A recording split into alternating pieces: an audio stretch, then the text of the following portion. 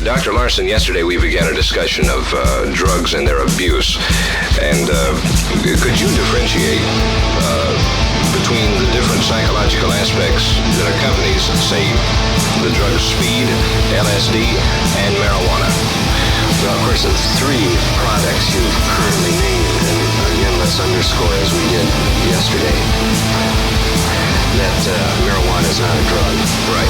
Thus, we can't class it the same as you would class lysergic acid, diethylamine, or LSD. And speed, we want to remember, is, again, the colloquialism for a very potent amphetamine, methamphetamine. Right? Now, anyone who has tried all three of these drugs, that is, at one time has blown grass, marijuana, or dropped acid, LSD, or has shot speed, which is frequently the way speed is taken, could describe their subjective effects far better than I.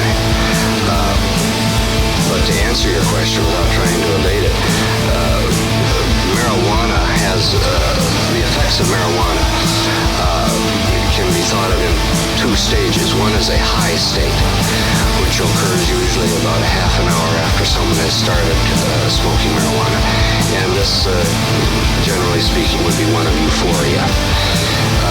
There's then usually within a few minutes after that, if enough marijuana is smoked, there's a state that begins occurring that's called a stoned state,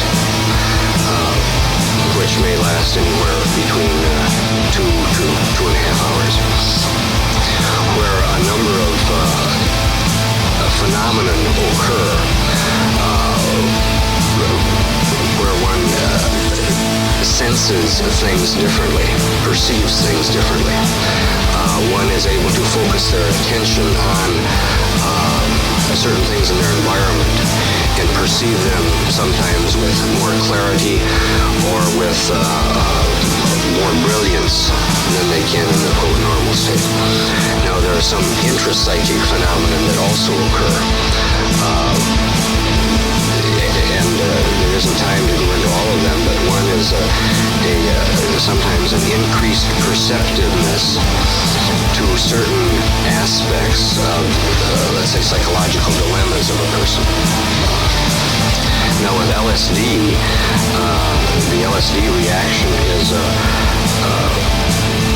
one where what I've just said on marijuana, what I've just said about marijuana with LSD is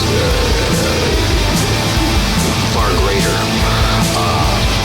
It is reported with dropping acid that a person can hallucinate, that there are gross distortions in their surroundings, and with some people they can get into unconscious thought processes. How about speed then? And with speed is a drug that and one of its effects, and also one of the dangers of speed, is it tends to sometimes, but to lead to a paranoid-like perceptiveness.